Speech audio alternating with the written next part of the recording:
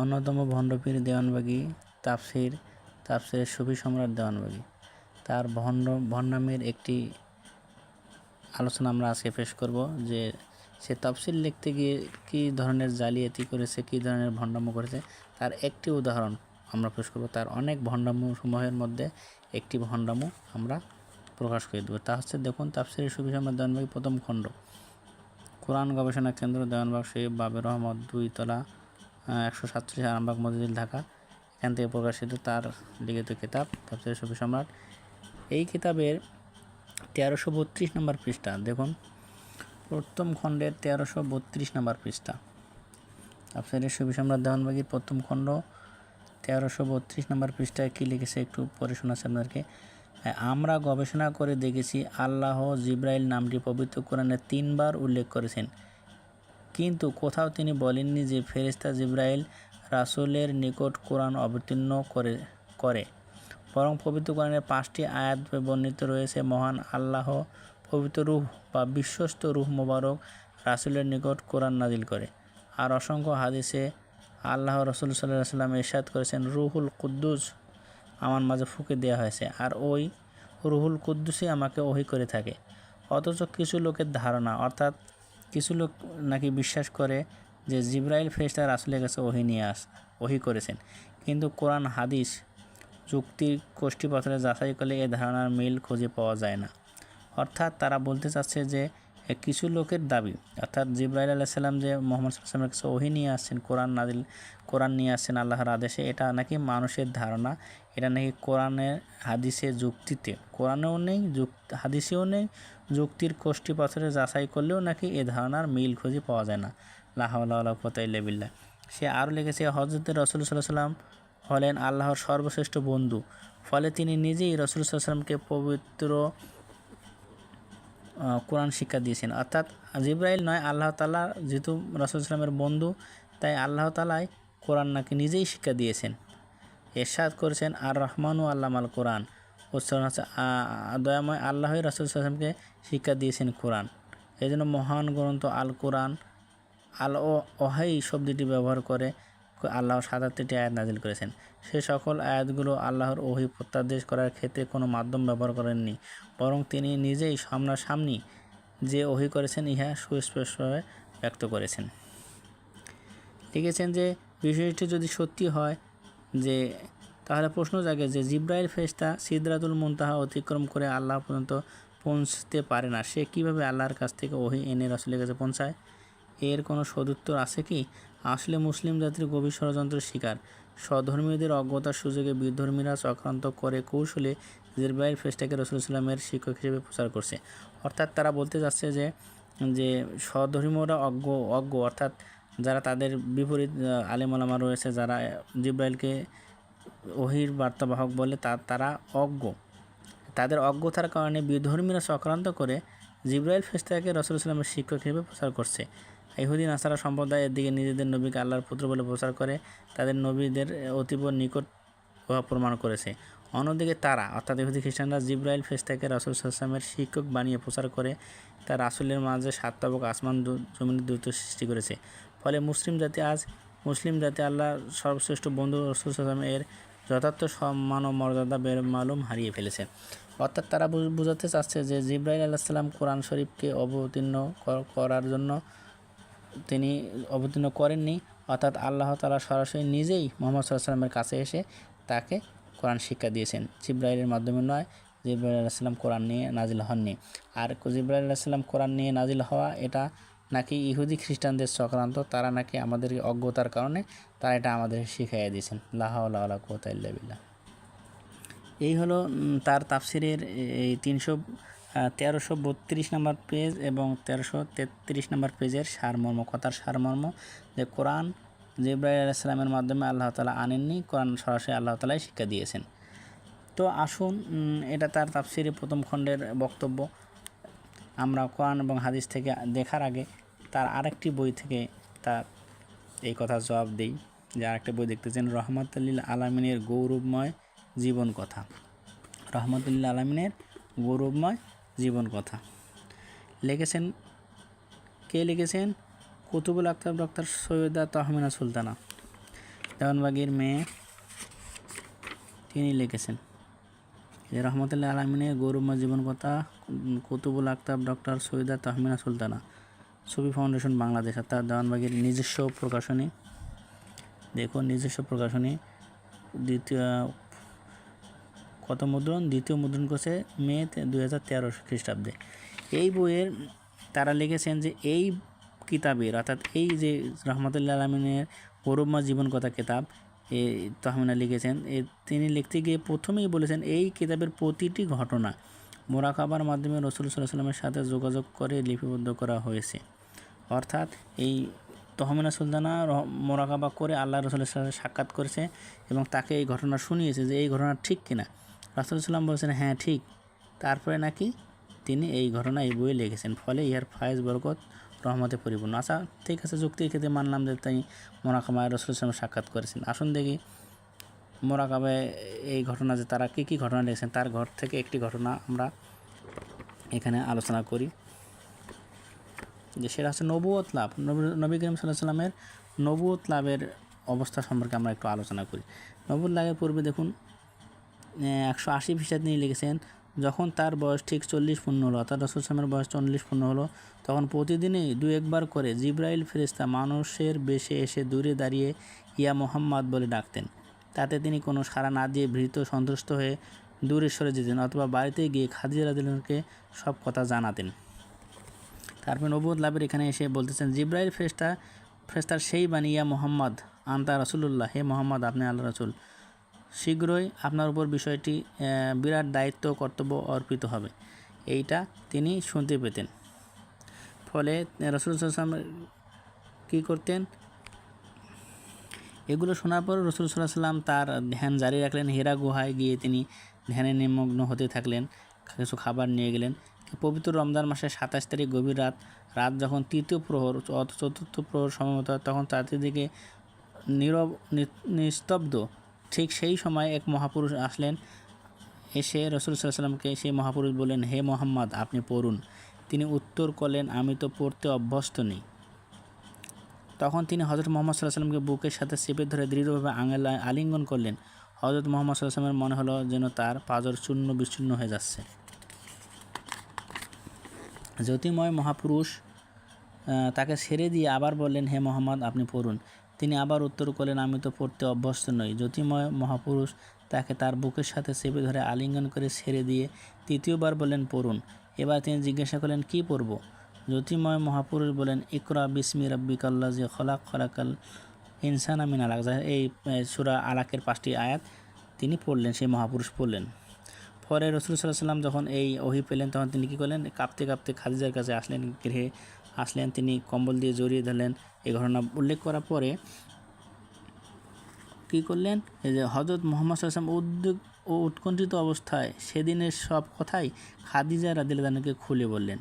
জিবরাইল ফেরেশতা তাকে যা শিখিয়েছিলেন তখন তা খুব ভালোভাবে তার স্মরণ ছিল, তাও তিনি কী করলেন, তাকে পাঠ করে শোনালেন। অর্থাৎ এই যে জ্যোতির্ময় মহাপুরুষ ছিলেন, তিনি কে? জিবরাইল ফেরেশতা। এখানে স্পষ্ট লিখেছেন যে জিবরাইল ফেরেশতা তাকে যা শিখিয়েছিলেন তা সবই তখনও খুব ভালোভাবে স্মরণ ছিল, তাও তিনি পাঠ করে শোনালেন। খাদিজা রাদিয়াল্লাহু আনহা তাকে রাসূল সাল্লাল্লাহু আলাইহি ওয়াসাল্লামকে শুনে আনন্দ আত্মহারা হলেন এবং তিনি বলেন, আত্মীয় স্বজনের সাথে আপনি সদ্ব্যবহার করেন, প্রতিবেশীর কল্যাণ করেন, আপনার কোনো ক্ষতি হবে না, এই সেই হবে না। পরে খাদিজা রাদিয়াল্লাহু তাআলা আনহু ওয়ারাকা বিন নাওফেল তার চাচাতো ভাইয়ের কাছে নিয়ে গেলেন, যিনি একজন তাওরাত ও ইনজিলের পণ্ডিত ছিলেন। তার কাছে নিয়ে যাওয়ার পর ওয়ারাকা হযরত খাদিজাকে বললেন, তুমি পরমা ভাগ্যবতী রমণী। অতঃপর মুহাম্মদ সাল্লাল্লাহু আলাইহি ওয়াসাল্লামকে বললেন, ওয়ারাকা বিন নাওফেল, ঘটনা শুনে মনে হচ্ছে হযরত মূসা, হযরত ঈসা প্রমুখ নবীদের নিকট যিনি আগমন করতেন তিনি আপনার নিকট এসেছেন। তার নাম হযরত জিবরাইল ফেরেশতা। বর্তমান যুগে যে শেষ নবীর আবির্ভাবের কথা বিভিন্ন কিতাবে বর্ণিত আছে, তা আমার দৃঢ় বিশ্বাস যে আপনি হবেন সেই শেষ নবী, কারণ কোনো নবী ব্যতীত অন্য কোনো লোকের নিকট জিবরাইল ফেরেশতা আগমন করে না। তাহলে এখান থেকে এই নবুয়তের লাভের যে এই অধ্যায়টা তহমিনা সুলতানা লিখেছে, তার থেকে বোঝা যায় যে রাসূল করিম সাল্লাল্লাহু আলাইহি ওয়াসাল্লামের কাছে যে ওহী নিয়ে আসছেন তা ছিল জিবরাইল ফেরেশতা। স্পষ্ট এখানে কয়েকবার তার নামও উল্লেখ রয়েছে। আর তারা দাবি করেছেন এই ঘটনাগুলো নাকি তারা মুরাকাবার মাধ্যমে নিশ্চিত রসুল সাল্লাম থেকে নিশ্চিত হওয়ার পরে লিখেছেন। তাহলে যদি রসুল সাল্লাম থাকে যোগাযোগ করে লিপিবদ্ধ হয়ে নিশ্চিত হয়ে লেখে, তাহলে এখান থেকে বোঝা যায় যে কি জিব্রাইল ফেরেশতা আল্লাহ নবীকে নবুয়তের প্রথম যে কোরআন আয়াত নাজিল করেছেন তা করেছেন। কিন্তু তাফসীরে সুফি সম্রাটে তো পূর্বেই দেখেছেন যে জিব্রাইল শিক্ষা দেননি, এটা বিধর্মী ইহুদি নাসারাদের ষড়যন্ত্র। তারা ষড়যন্ত্র করে আমাদের অজ্ঞতাকে সুযোগ নিয়ে তারা আমাদের মাঝে জিব্রাইলকে ঢুকিয়ে দিয়েছেন। এখন কোনটা আপনি বিশ্বাস করবেন? এই যে মোরাকাবার মাধ্যমে রসুল সাল্লাম থেকে নিশ্চিত হওয়ার দাবি, এখান থেকে তারা প্রতিটা ঘটনায় নাকি রসুল সাল্লাম থেকে মোরাকাবার মধ্যে নিশ্চিত হয়ে তারপর লিখেছে। এইখানে জিব্রাইল ফেরেশতা ওহী নিয়ে আসা, এইটা বিশ্বাস করবেন নাকি তার কিতাব সুফি সম্রাটের যে 1332 নম্বরের পেজে যে বলছে যে জিব্রাইল নিয়ে আসেনি, কোনটা বিশ্বাস করবেন? তাদের দুই কিতাবের মাঝে কন্ট্রাডিক্টরি। তো আসুন আমরা তো তাদের কথা বাদ দিলাম, দেখুন আমরা আল্লাহ তাআলাকেই জিজ্ঞাসা করি পবিত্র কোরআনে এই ব্যাপারে কিছু আছে কিনা যে জিব্রাইল না কে নিয়ে এসেছেন। আর রহমান আল্লামাল কোরআন নবী যে বললেন যে এই দলিল দিয়ে তারা পেশ করলেন রহমান আল্লামাল কোরআন, অর্থাৎ আল্লাহ তাআলাই কোরআন শিক্ষা দিয়েছেন, আর কেউ দেননি। কথা তো তাই ঠিক। আমরা যখন আমাদের বাবা মা আমাদের লেখাপড়া করে মাস্টার ডিগ্রি করান, চাকরি বাকরি যখন আমরা পাই, তখন লোকজন তো বলেই যে বাবা মা লেখাপড়া শিখিয়ে কত বড় করেছে, কত বড় ডিগ্রি অর্জন করেছে। আসলে কি বাবা মা আমাদের লেখাপড়া শিখিয়েছেন না আমাদের ওস্তাদরা লেখাপড়া শিখিয়েছেন? আমাদের ওস্তাদরা অনেক কষ্ট করে আমাদেরকে পড়াশোনা করে শিখিয়েছেন, কিন্তু তাদের নাম না নিয়ে লোকজন বলে কি বাবা মা তাদেরকে উচ্চশিক্ষায় শিক্ষিত করেছেন, ডক্টর বানিয়েছেন। বাবা মাকে ডক্টর বানান, ডাক্তার তো বানান ডাক্তার স্যারেরা, কিন্তু এখানে বাবা মার নাম হয় কারণ তারা অর্থ দিয়ে, শ্রম দিয়ে, সময় দিয়ে, চেষ্টা সাধনা দিয়ে সন্তানকে লেখাপড়া করান। ফলে শিক্ষকরা যতই লেখাপড়া করাও কিন্তু নাম হয় বাবা মার। ঠিক তেমনই আল্লাহ তাআলা মূল কিতাব লৌহে মাহফুজ থেকে জিব্রাইলকে নিয়ে আসতে বলেন। জিব্রাইল আলাইহিস সালাম নিয়ে এসেছেন, এসে রাসূল সাল্লাল্লাহু আলাইহি ওয়াসাল্লামকে দিয়েছেন। তাই জিব্রাইল ওহী নাজিলকারী বার্তাবাহক হলেও মূল শিক্ষক হচ্ছেন আল্লাহ তাআলা। এটাই হচ্ছে আমাদের বিশ্বাস। এখন দেখুন আমরা আল্লাহ তাআলার কিতাব একটু দেখি যে আল্লাহ তাআলা কী বলেছেন এ ব্যাপারে। সূরা বাকারা, কোরআন শরীফের সূরা বাকারার 97 নম্বর আয়াত যদি আপনি পড়েন তাহলে দেখতে পারবেন। দেখুন সূরা বাকারার 97 নম্বর আয়াতে বলছেন, জিব্রাইলের শত্রুদেরকে বলো, সে অবশ্যই আল্লাহর অনুমোদন ক্রমে তোমার অন্তরে উহা কোরআন অবতীর্ণ করিয়াছেন। উহার সম্মুখ বস্তুর সত্যায়ক আর মুমিনদের জন্য পথ প্রদর্শক সুসংবাদদাতা। অর্থাৎ আল্লাহ তাআলাই কোরআন শরীফে বলতেছেন যে জিব্রাইলের শত্রু যারা তাদেরকে বলো যে সে কী করে আল্লাহর অনুমতিক্রমে তোমার অর্থাৎ রাসূল সাল্লাল্লাহু আলাইহি ওয়াসাল্লামের কাছে কোরআন নিয়ে আসে। জিব্রাইল কোরআন নিয়ে আসে, কোরআন শরীফ সূরা বাকারা 97 নম্বর আয়াতে স্পষ্ট বর্ণনা করা হয়েছে। তো এই আয়াতের শানে নজুল সম্পর্কে আল্লামা ইবনে কাসির তাফসিরে ইবনে কাসিরে যে ঘটনাগুলো উল্লেখ করেছেন তার একটু সংক্ষিপ্ত বর্ণনা আপনাদেরকে দিচ্ছি। তা হচ্ছে যে ইহুদিরা একদল ইহুদি রাসূল সাল্লাল্লাহু আলাইহি ওয়াসাল্লামের কাছে আসে, কয়েকটা প্রশ্ন করেন যে এই প্রশ্ন নবী ছাড়া কেউ জানে না, যদি আপনি নবী হন তাহলে এই প্রশ্নগুলোর উত্তর দিতে পারবেন। তা বিভিন্ন প্রশ্ন করার পর্যায়ে একটা প্রশ্ন জিজ্ঞাসা করেন যে আপনার কাছে চতুর্থ প্রশ্ন যে কোন সেই ফেরেশতা যে নবী করিম সাল্লাল্লাহু আলাইহি ওয়াসাল্লামের নিকট ওহী নিয়ে আসেন, আপনার নিকট কোন ফেরেশতা ওহী নিয়ে আসেন, এটা প্রশ্ন করেন। তাহলে এখান থেকে বোঝা যায় যে ফেরেশতা ওহী নিয়ে আসেন, আল্লাহ তাআলা সরাসরি নিজেই ওহী দেন না। তাহারা যেমন দেখুন ইবনে কাসিরের 562 নম্বর আয়াত, ইসলামিক ফাউন্ডেশনে যে ইবনে কাসির, তাহারা বলিল, আপনি এবার কোন ফেরেশতা আপনার নিকট ওহী লইয়া আসেন তাহা বলুন। আপনি এই প্রশ্নের উত্তর দিবার পর আমরা ইসলাম গ্রহণ করিব, আপনার সাথে মিলিত হইব, আর না হয় এই অবস্থায় থাকিব। নবী করিম সাল্লাল্লাহু আলাইহি সাল্লাম বলিলেন, আমার নিকট ওহী লইয়া আসেন জিব্রাইল আলাইহিস সালাম, তিনি সকল নবীর নিকটে ওহী লইয়া আসিতেন। তাহলে এই আয়াতের কারিমার শানে নজুলেও আল্লাহ তাআলার রাসূল বলেছেন যে তার কাছে যে ওহী নিয়ে আসেন তিনি হচ্ছেন জিব্রাইল আলাইহিস সালাম। আর কোরআন শরীফে স্পষ্ট আয়াতে প্রমাণ হয় যে মান কানা আদু লি জিব্রাইল ফা ইন্নাহু নাযালা আলা কালবিকা বিইজনিল্লাহি মুসাদ্দিকান লিমা বাইনা ইয়াদাই। এই আয়াতেই স্পষ্ট প্রমাণ যে আল্লাহ তাআলার ফেরেশতা জিব্রাইল আল্লাহ তাআলার রাসূলের অন্তরে কোরআন শরীফ নাজিল করেন আল্লাহ তাআলার অনুমতিক্রমে। এটা হচ্ছেন কোরআন শরীফের বক্তব্য। তারপর আসুন দেখি সহিহ বুখারী, হাদিস শাস্ত্রের সবচেয়ে বিশুদ্ধ কিতাব হচ্ছে সহিহ বুখারী। এটি সহিহ বুখারী প্রথম খণ্ড, ইসলামী ফাউন্ডেশন কর্তৃক প্রকাশিত, বাংলাদেশের স্বনামধন্য প্রতিষ্ঠান ইসলামিক ফাউন্ডেশন, এবং অনুবাদের দিক দিয়ে অত্যন্ত নির্ভরশীল ইসলামী ফাউন্ডেশন, প্রথম খণ্ড, বুখারী শরীফের অনুবাদ। আসুন দেখি আমরা এই বিশুদ্ধ কিতাব সহিহ বুখারী, ইমাম বুখারী রাহমাতুল্লাহ আলাইহির, এখান থেকে 3 নম্বর হাদিসটি বিশাল হাদিস। এখানে আমরা যদি দেখি তাহলে আমরা এই হাদিসটি দেখতে পাবো যে রাসূল সাল্লাল্লাহু আলাইহি ওয়াসাল্লাম কী করতেন, হেরা গুহায় যখন ধ্যান করতেন, হেরা গুহায় ধ্যান করতেন তখন কী করলেন, এভাবে হেরা গুহায় অবস্থানকালে একদিন তার কাছে ওহী এলো, তার কাছে ফেরেশতা আসলো। এই যে ফেরেশতা এসে বললেন পড়ুন, রাসূল সাল্লাল্লাহু বলেন আমি পড়তে পারি না, জড়িয়ে ধরলেন, চাপ দিলেন, জড়িয়ে ধরলেন, চাপ দিলেন, এগুলো বিস্তারিত বর্ণনা রয়েছে। তারপরে তিনি আয়েশা খাদিজার কাছে ফিরে আসলেন এবং খাদিজা রাদিয়াল্লাহু আনহার কাছে আসলেন, তিনি অভয় দিলেন যে আপনার কাছে যে ফেরেশতা আসে তাকে আপনার কোনো ক্ষতি করবে না, আপনার ভয় নেই, কারণ আপনি তো আত্মীয়দের সাথে ভালো ব্যবহার করেন, নিকট আত্মীয়দের সাথে ভালো ব্যবহার করেন,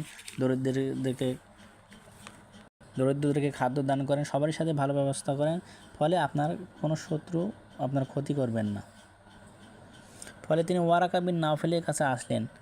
ওয়ারাকা বিন নাওফেল ইনজিলের পণ্ডিত ছিল। তিনি বললেন যে রাসূল সাল্লাল্লাহু আলাইহি ওয়াসাল্লাম বলেছেন, তার সবই খুলে বললেন। ওয়ারাকা বললেন, ইনি তো সেই দূত যাকে মুসা আলাইহিস সালামের কাছে আল্লাহ তাআলা কী করছেন, আল্লাহ মুসা আলাইহিস সালামের কাছে পাঠিয়েছিলেন। তাহলে এখানে এই বুখারী শরীফ থেকেও বোঝা যায় যে দূত, যে ফেরেশতা, তিনি আল্লাহ তাআলার দূত ছিলেন, তিনি সরাসরি আল্লাহর নন, আল্লাহ তাআলা তাকে দূত হিসেবে প্রেরণ করেছিলেন। তাহলে এখান থেকেও বোঝা যায় যে ফেরেশতা জিবরাইল আলাইহিস সালামের মাধ্যমে আল্লাহ তাআলা ওহী করেছেন।